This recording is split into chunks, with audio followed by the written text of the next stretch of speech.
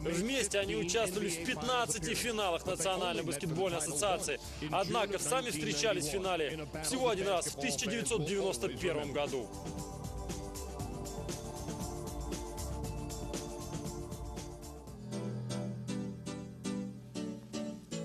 Журнал NBA Special представляет вам 1991 год, финал Национальной баскетбольной ассоциации Мэджик против Джордана.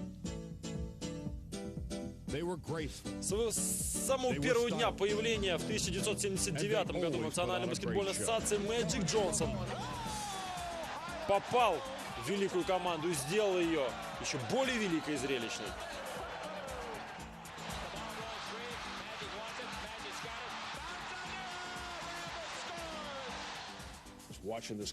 Наблюдать за тем, как команда появлялась на паркете, и тысячи зрителей реагировали на это было что-то потрясающее. Они делали все для людей. Они раздавали, не глядя, передачи, они забрасывали сверху. Ну и помимо всего прочего, они играли в победный баскетбол. 8 финалов Национальной баскетбольной ассоциации, 5 титулов за это время. Все это было в 80-х. И они сделали величайшими эти годы. Все это сделала команда Лос-Анджелес Лейкерс и Мэджик Джонсон.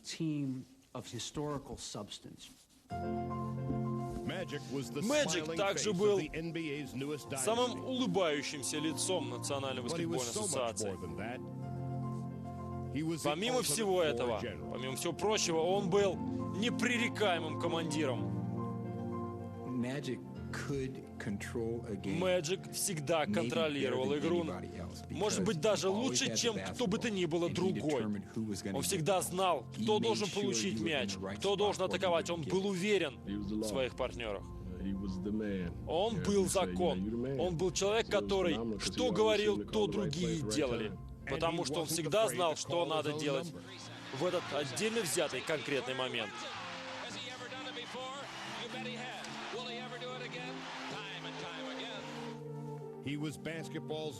Мэджик был новым баскетбольным идеалом. Он был великолепным игроком.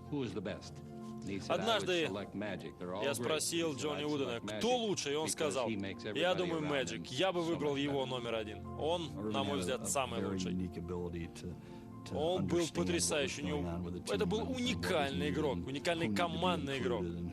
Командный игрок, который при этом всегда мог атаковать сам.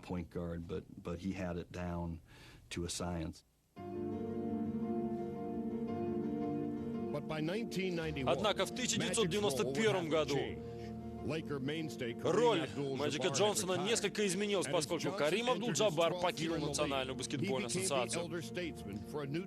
И Мэджик Джонсон после 12 лет выступлений попал, грубо говоря, в новую команду. Он был уже, скажем так, по-спортивному пожилым, который попал в новый тип коллектива.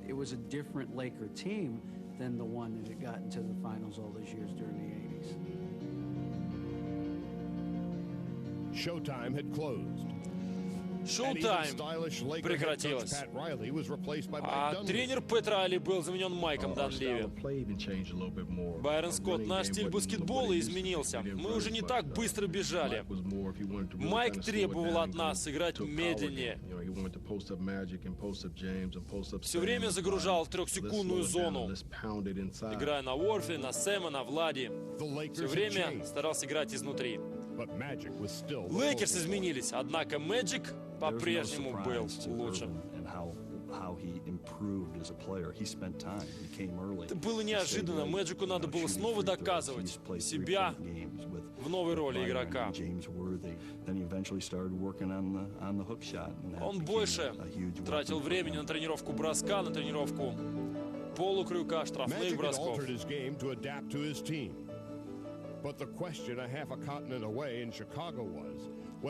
Мэджик и новая команда должны были найти ответ на вопрос, на главнейший вопрос в виде Майкла Джордана и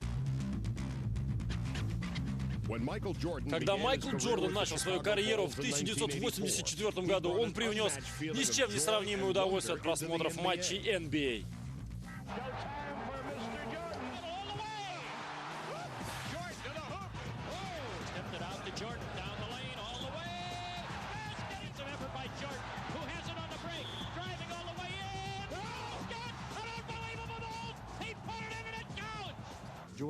Джордан так атаковал корзину, как никто этого не делал до него. Он мог обыгрывать и 2, и 3 игроков.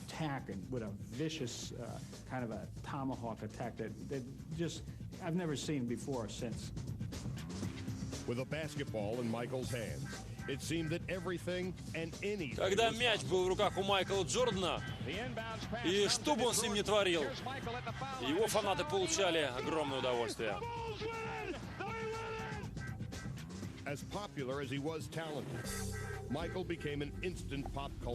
Майкл был безумно популярен, и он превратился в икону для своих поклонников.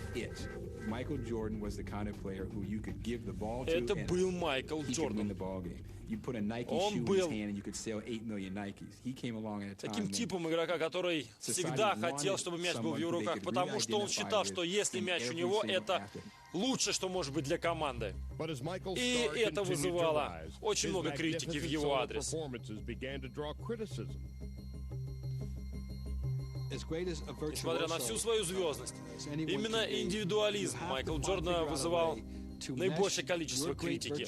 Он был великолепен, он был виртуозом, он мог творить с мячом все, что угодно, но помимо него на площадке были еще 4 игрока, играющие в одной форме. И Майкл Джордан, демонстрируя свои навыки, забывал о своих партнерах, и именно это вызывало наибольшее нарекание.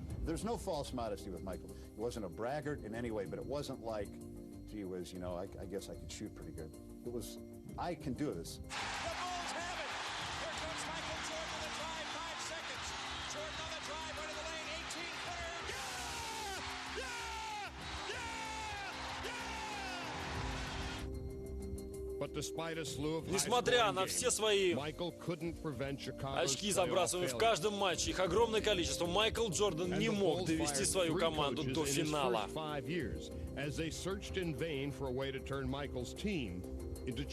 И это случилось, когда в течение 5 лет сменилось 3 наставника в команде Чикаго Буллс. Фил Джексон. Мне надо было найти новый стиль игры для команды, для того, чтобы все чувствовали себя хорошо. Наибольшая критика для Майкла была еще и в том, что он не может сделать тех игроков, что играют вместе с ним, лучше. Мэджик это делал, а Майкл не мог.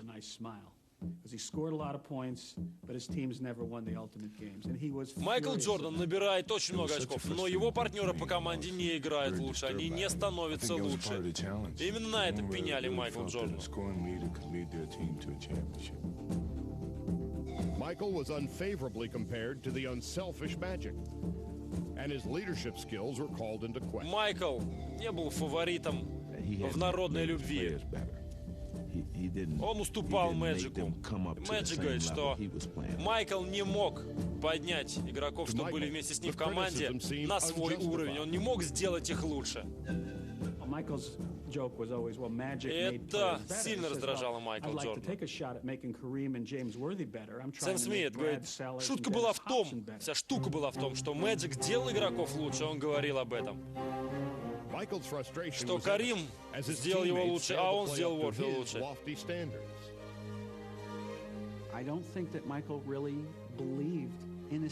Я не думаю, что Майкл действительно верил в своих партнеров по команде.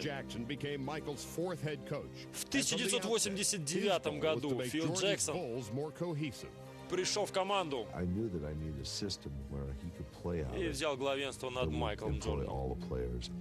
Фил Джексон, я знал, что я нуждаюсь в такой системе, в которой себя великолепно чувствовали и Майкл Джордан, и остальные игроки, находящиеся вместе с ним на площадке. It was based on sharing the ball and the spotlight. Many wondered how long Michael Jordan would tolerate it. This was the biggest test of the dynamics of the game. Это был потрясающий тест динамичной игры Майкла Джордана. Может ли он играть персонально, благодаря своим навыкам? В 1991 году Лос-Анджелес Лейкерс были уже не теми великими и ужасными, что в 80-х, но тем не менее Мэджик по-прежнему был на площадке. Уорфи по-прежнему держал трехсекундную зону в страхе, и Лос-Анджелес Лейкерс в сезоне одержали 58 побед. А Мэджик Джонсон получил звание лучшего пасующего игрока. Лейкерс достаточно легко прошли первые два раунда плей-офф. А вот в финале конференции им противостоял Клайд Дрекслер и Портленд Трейл Блейзерс. Блейзерс, которые закончили регулярный чемпионат с лучшим показателем побед-поражений. Никто не мог побить Блейзерс. Все считали, что Блейзерс — это потрясающая команда, которую никто не сможет обыграть. Портленд был очень хорош. Он имел очень много хороших, талантливых игроков. Однако Лейкерс могли побить их. Ветераны Лос-Анджелес Лейкерс, имеющие огромный опыт плей-офф, финальных матчей за плечами, вполне могли побить Портленд. Прежде всего, в психологии.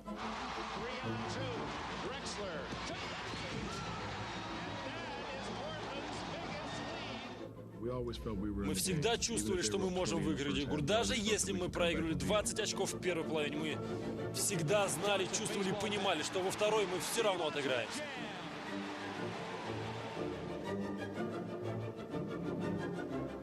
With Magic controlling the action, the Lakers frustrated Portland and took a 3-2 lead. Мэджик Джонсон контролировал ситуацию и контролировал ход игры.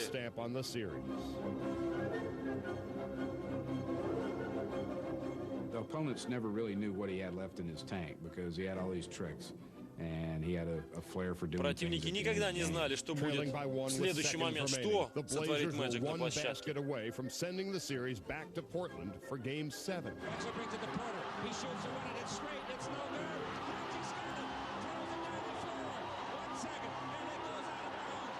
That's part of magic. I mean, how many guys can you think of in a basketball game who know exactly how much time is left in the game and will throw the ball up and know that it's going to expire when it comes down? He was always in control of every aspect of the game. Мэджик Джонсон постоянно контролировал каждую секунду, каждый аспект игры был под его контролем. У Портленд Трейл Блейзерс был шанс перевести серию к 7-й решающей игре, однако этого не случилось. Они проиграли со счетом 2-4. Мэджик Джонсон, мне очень нравится быть в той ситуации, в которой я нахожусь сейчас. Мне очень нравится побеждать и выигрывать. Мы не открывали бутылки шампанским каждый раз после каждой победы. We don't celebrate Western Conference championships here. Our goals are much bigger. Мы лишь стали чемпионами конференции. Однако наша цель была чуть выше и чуть больше.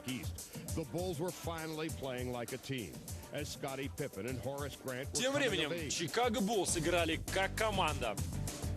И в этой команде блистал не только Майкл Джордан, но и Скотти Пиппен и Хорас Грант.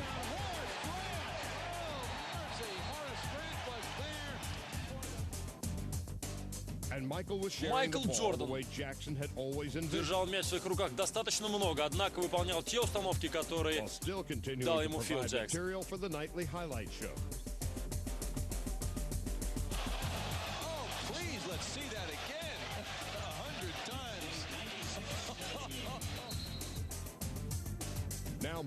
Майкл не только раздавал передачи в стиле Мэджика, но и в своем стиле вколачивал мячи сверху. Все это делал для того, чтобы встретиться в финале лицом к лицу с великим Мэджиком.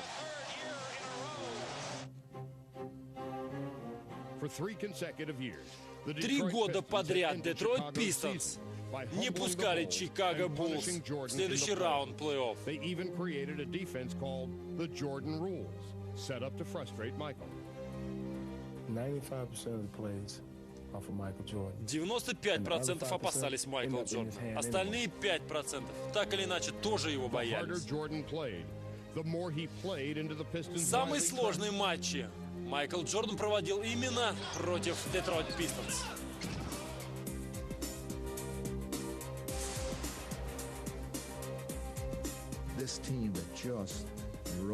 Эта команда всегда хотела закрыть Майкла. Прикрыть Пиппена, сожрать Хораса Гранта. 1990 was the hardest of them all for Jordan to bear, as his Bulls fell apart. В 90-м году Майкл Джордан проводит тяжелейший матч. Тяжелейшее поражение терпит от Детройт Пистонс. Когда мы проиграли ту игру, мне было очень больно. Я сел в автобус, мы поехали назад домой, и мне было очень плохо. И я хотел кричать, орать.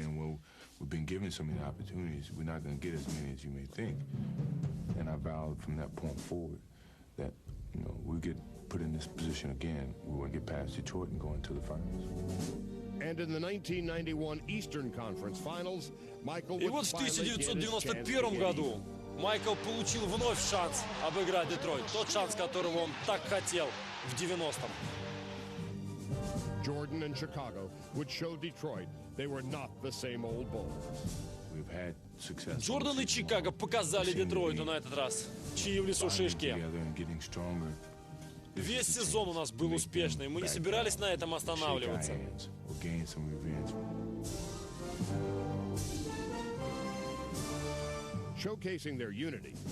Показывая свою сообщесть, свою команду, свой союз, Джордан и Чикаго Буллс играли как одна команда. И обыграли Детройт в 4 матчах.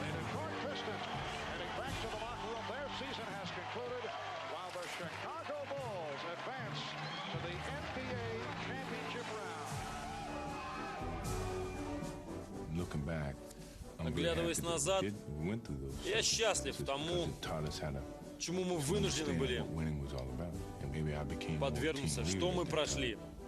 Я считаю, что наши победные традиции зародились именно там.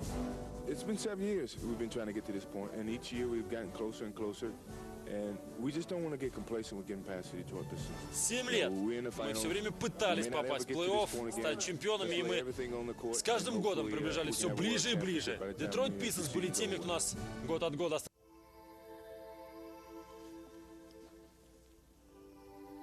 Майкл Джордан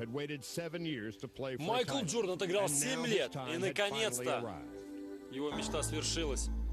Он в финале. Бёрд выигрывал, чемпионат Мэджик выигрывал. И они были лучшими игроками. Они набирали наибольшее количество очков, раздавали наибольшее количество передач. И все, что отличало Майкла от Мэджика и Бёрда, так это отсутствие перстня. Мэджик говорил, что его нельзя купить, его можно только завоевать.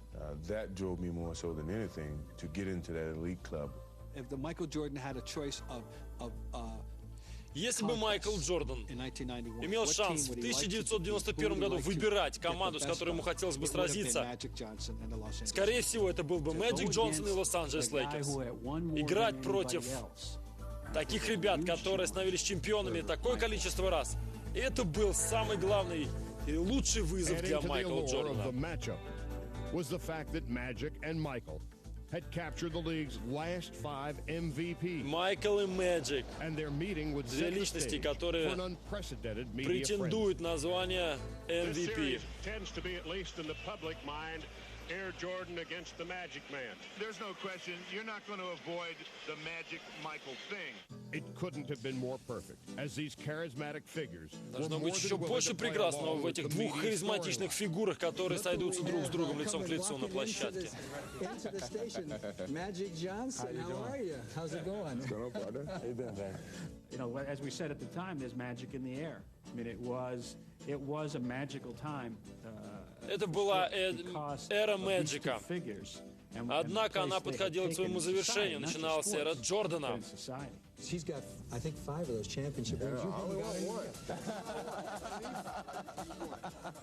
Magic's era, when Magic was in his prime, it was still a sport. And the story was the game and everything connected with the game. When the Bulls started coming along in Michael, it was beyond just sport. Now it was really entertainment. Сначала была эра Мэджика, он был во всех журналах и на всех вечеринках. Появились Буллс и Майкл Джордан. Стал возглавлять первые страницы всех журналов. I could barely sleep before those games. I mean, to me, that was the ultimate. I guess for people who are around 40 years old or younger, that was our Wilt versus Russell. I mean, that was as good as it got. And the hoopla around it was unbelievable. You know, I think just because you got those two guys who draw so much attention. Да, подводное течение к этим матчам. Превью было потрясающее. Все ждали этого противостояния этих двух звезд.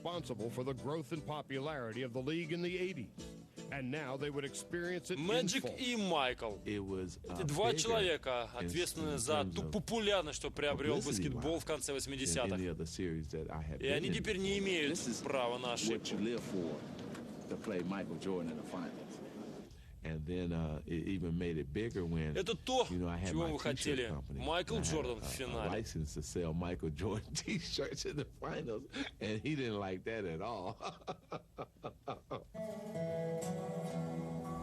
Jordan probably also didn't like the fact that most people assumed his Bulls would lose Джордан the был series. одним из немногих, кто не думал, что Чикаго может проиграть в финале. In order for you to succeed, you must first fail. A lot of people just assume that the Bulls История Национальной баскетбольной ассоциации такова, что в финале чаще всего побеждали те, кто старше, кто опытнее. Молодая команда, впервые попавшая в финал, никогда, чаще всего, не выигрывала чемпионские перстни. Майкл Джордан выходил на площадку для того, чтобы изменять историю. Chicago has always wanted, you know, but yet they always had to settle to, well, wait until next year. Майкл Джордан всегда хотел быть в элите. Среди лучших он и его Чикаго Буллс. И они хотели быть быстрыми, насколько это возможно. Они хотели воспользоваться той возможностью, что предоставила им судьба. Играть в финале и биться за чемпионские перстни. Серия стартовала в субботу, после полудня, 2 июня. While Magic answered by relaxing his Lakers and then giving them a little bit of everything. Magic with the spin. Bias off the dribble of Devos. What a play. Magic Johnson. With the game up for grabs, Magic led a Когда игра third-quarter началась, surge Magic to give был LA the lead. потрясающий. И после третьей четверти он принес лидирующие позиции своей команде. Magic Johnson has taken over with 2 3-pointers in the last minute and a half of the third period. Однако в четвертом периоде настало время ответа Майкла Джордана.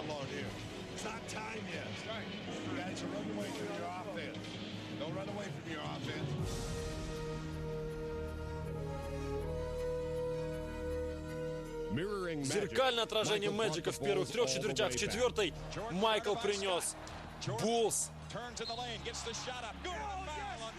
все лучшее, что мог. И все должно было решиться в классической концовке.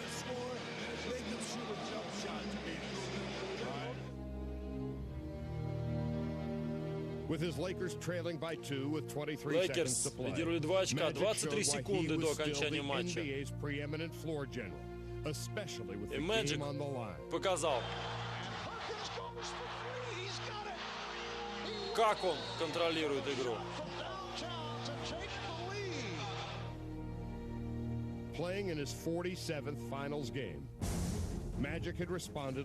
Играя в своей 47-й финальной игре, Мэджик был ответственен за чемпионство всей команды.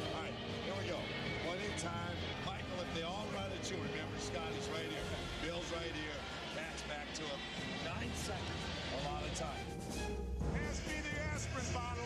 Get the can't do it every time. He's done it so many times. Джеймс Уорфи. Иногда мы думали, ну не может же он делать это каждый раз. Однако Майкл выходил и не промахивался. And 18,000 Chicago Stadium fans expected him to deliver them a game-one victory. They lob it over the top to Jordan. Jordan gets it. Changes direction. Pull-up jumper left side. Get it out! Ball knocked loose. Grabbed by the Lakers. Michael Jordan had missed. Майкл Джордан в тот раз промахнулся в своем последнем броске. И Мэджик Джордан, и Мэджик Джонсон пустил первый кровь.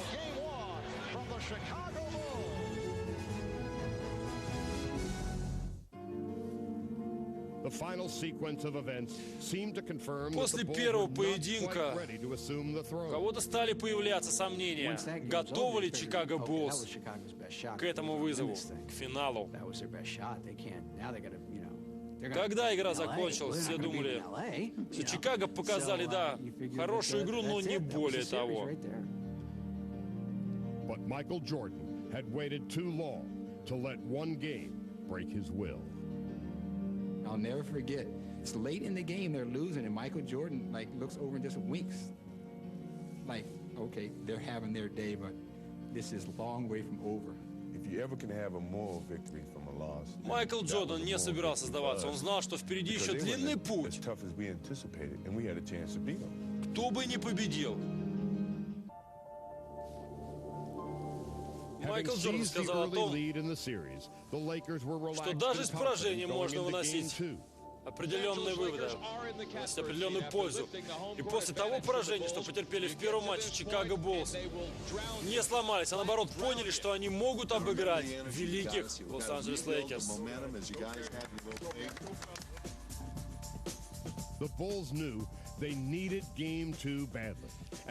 Чикаго Буллс знали, что им нужна вторая игра, и они вышли для того, чтобы побеждать.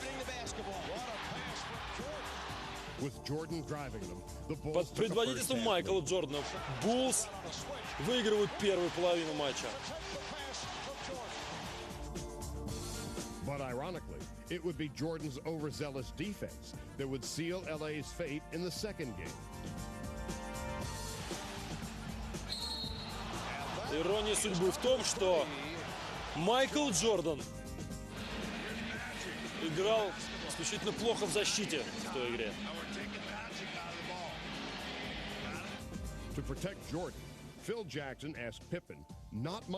В защиту Джордана Фил просит Пиппена, чтобы тот опекал Мэджика, а не Джордан, а не Майкл.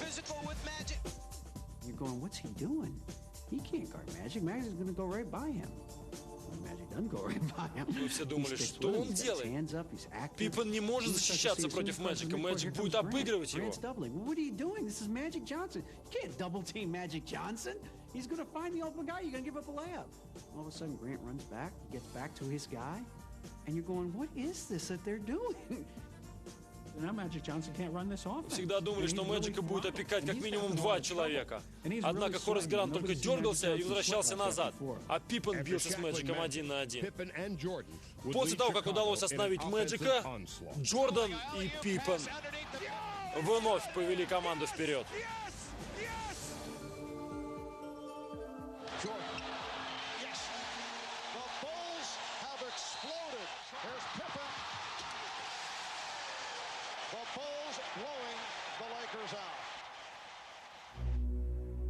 And then late in the game, Michael would give the series its defining moment. И чуть позже в этой игре Майкл Джордан привел серию к определенному моменту.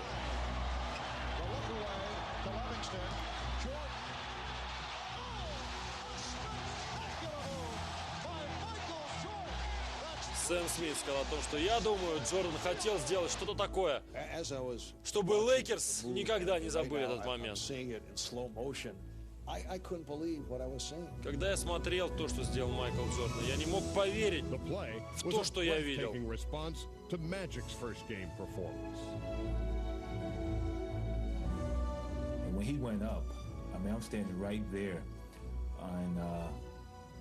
I guess he thought that Sam Perkins was going to jump.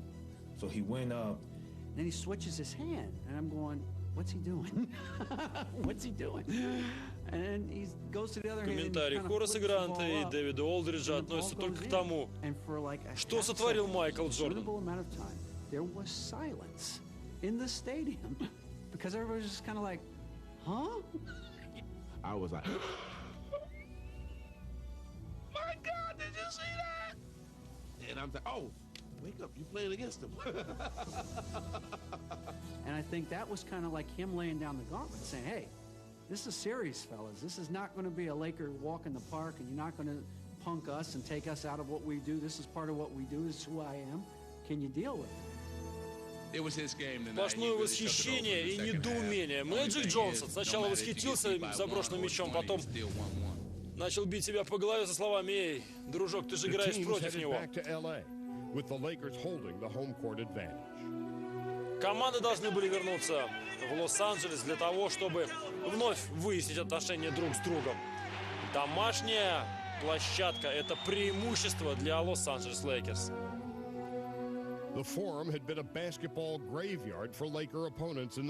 И, конечно же, зал был забит противниками Чикаго Буллс.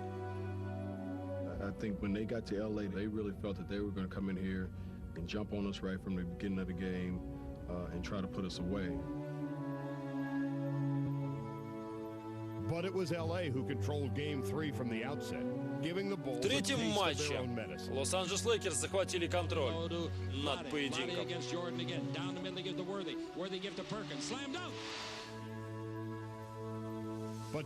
Однако это только казалось.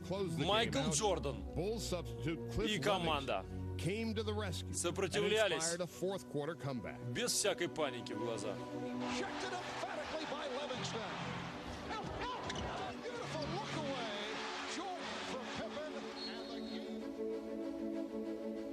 В четвертой заключительной четверти Чикаго Буллс совершили хороший камбэк.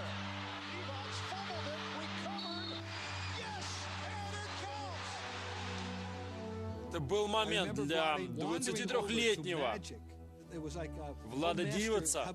Момент, когда он стал героем.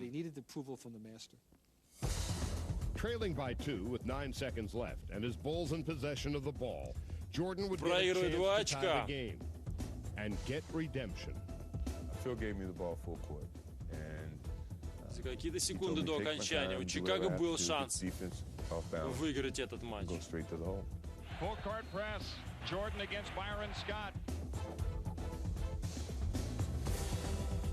Фил сказал Майклу, чтобы тот взял мяч, привел его через всю площадку, распорядился им так, как считает нужным.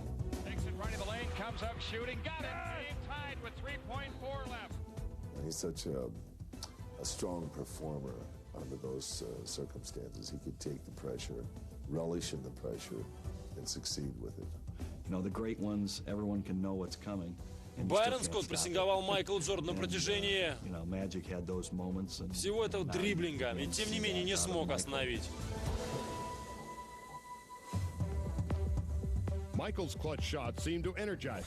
Мяч, заброшен на последних секундах Майклом Джорданом, перевел встречу в овертайм.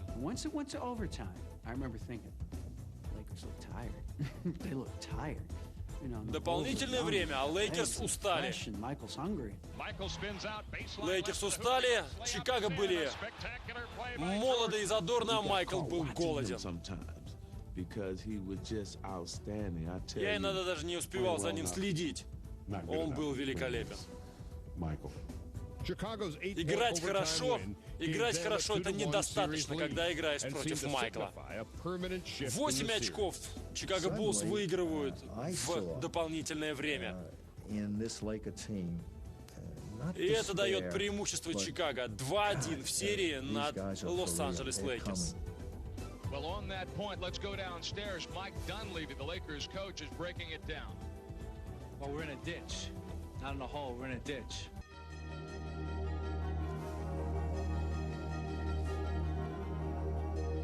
Имея преимущество собственной площадки и тем не менее проигрывая в серии 2-1, Лейкерс казались смущенными.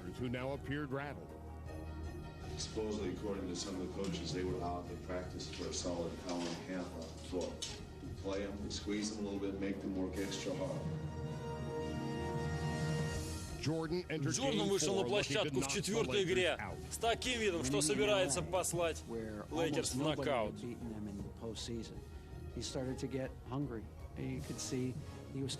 Никто не мог побить Лейкерс на их домашней площадке в играх плей-офф. У Чикаго это получилось. А уж у себя дома Чикаго играли просто великолепно.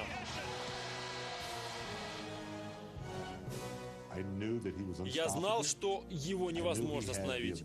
Я знал, что если защитник хоть чуть-чуть опасается Джордана, Джордан это увидит, почувствует, и тогда команде и защитнику не сдобровать.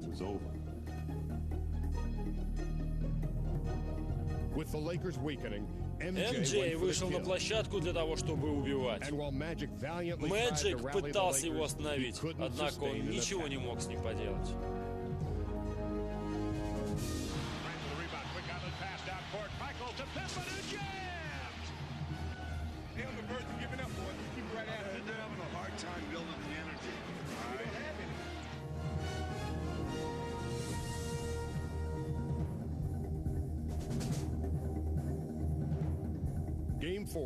Четвертая игра целиком и полностью принадлежит Майклу Джордану.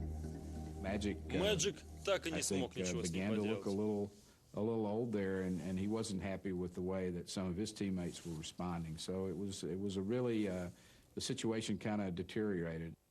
You know, the thing about it is that I can't feel bad because they just given us a nice butt kicking.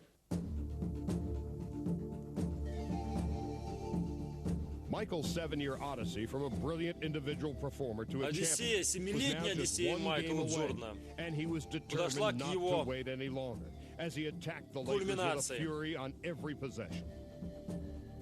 Майкл Джордан на протяжении всех лет Национальной баскетбольной ассоциации проведенных являлся лидером на любой практически позиции. But like the true champion that he was, Magic rallied his Lakers for one final stand. Однако, будучи настоящим чемпионом, Мэджик вел своих Лейкерс.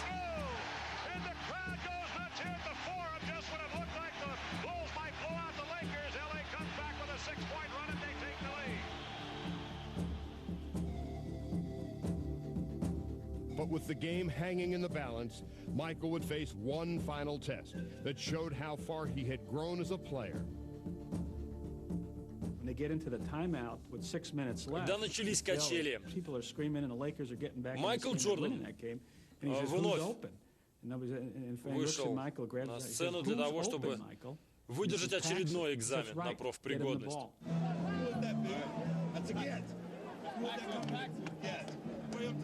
I'm right here. MJ's here too. I want Paxson to get the ball.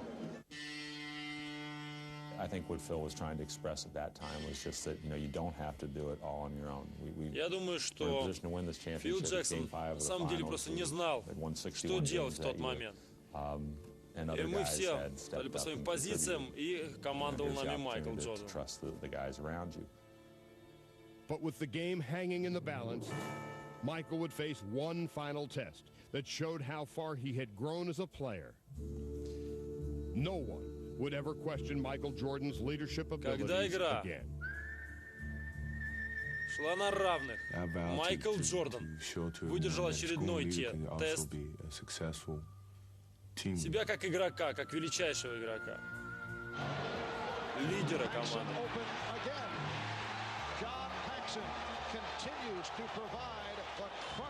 Майкл Джордан, я показал всем и каждому, что я не только лидер по набираемым очкам, но я еще и успешный лидер команды. Майкл до этого был доминирующим Майклом, одним. Майкл в финале – это игрок, который вел всю команду за собой, который поднял остальных на свой уровень и сделал их чуть лучше.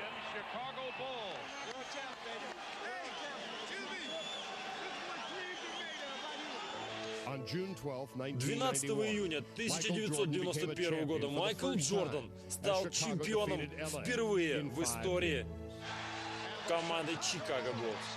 Чикаго побила Лос-Анджелес Лейкерс в 5 матчах. Серия стартовала как очередной превью коронации Лос-Анджелес Лейкерс, однако закончилась триумфом Чикаго Буллс, их первым чемпионством в истории. И это было празднование Майкла Джордана.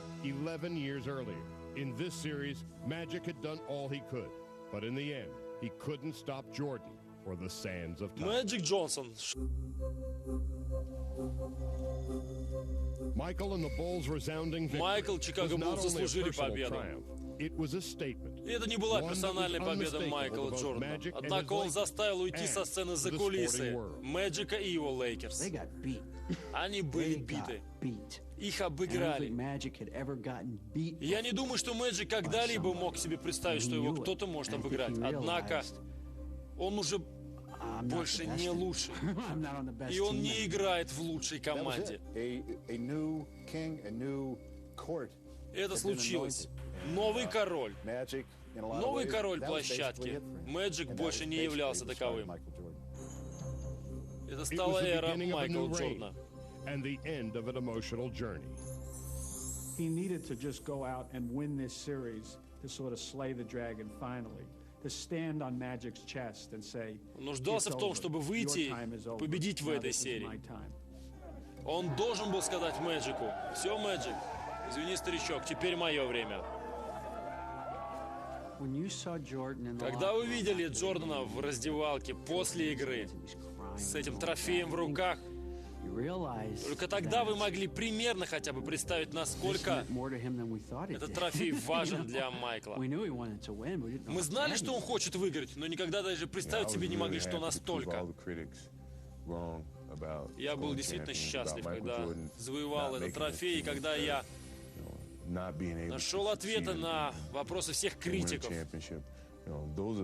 которые много писали обо мне. Насколько я чемпион, и моя команда достойна чемпионства. And then when he did win that championship, that was like, you know, a sign to him that I have arrived. And the fact that he got one of the two, didn't get Bird, but he got Magic in, you know, at the end of their careers, I think was a little bit of an a la mode on the pie that really tasted good for him. As Michael celebrated the end of his quest to overtake Bird and Magic, he could not have foreseen how complete an ending it would be. Майкл праздновал свое чемпионство, однако он уже никогда больше не мог сойтись лицом к лицу с великими Ларри Бёрдом и Мэджиком Джонсоном. Мэджик объявил о своем уходе из Национальной баскетбольной ассоциации в связи с серьезнейшим заболеванием СПИД.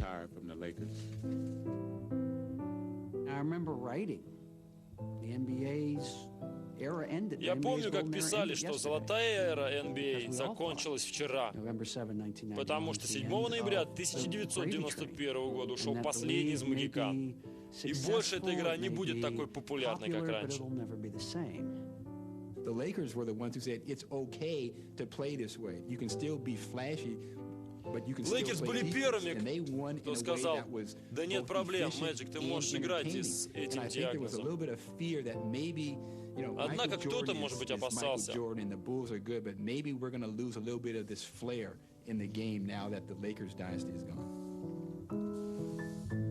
Никто еще не говорил о династии Чикаго Буллс, но все уже говорили о том, что минула династия Лейкерс.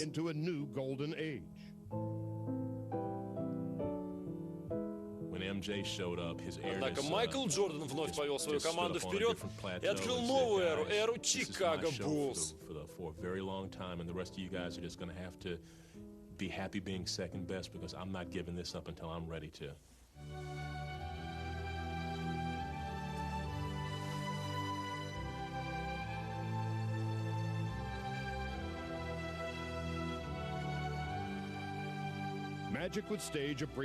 Мэджик, однако, получил еще один глоток свежего воздуха, и Майкл Джордан играл вместе с ним в олимпийской команде.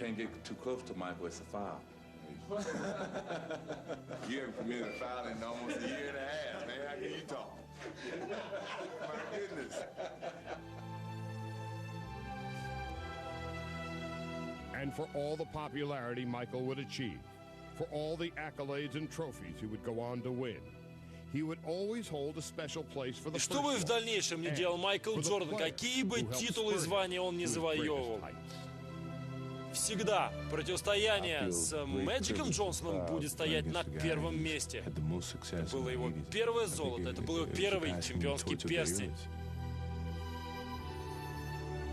I'm just happy, and I was happy to pass the torch to Michael, because I knew that I was passing it to somebody. Я счастлив, что уступил в финале Майклу Джордану. You know, when Dr. J passed it to Я никогда уж особо сильно не расстраивался, потому что доктор Джей передал свои традиции Лэри. Лэри передал их мне.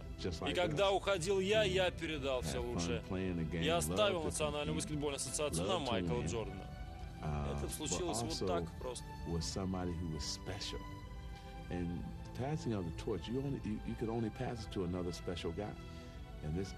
Всегда, когда ты уходишь, ты должен знать, осознавать, понимать, что есть еще игроки в американских селениях.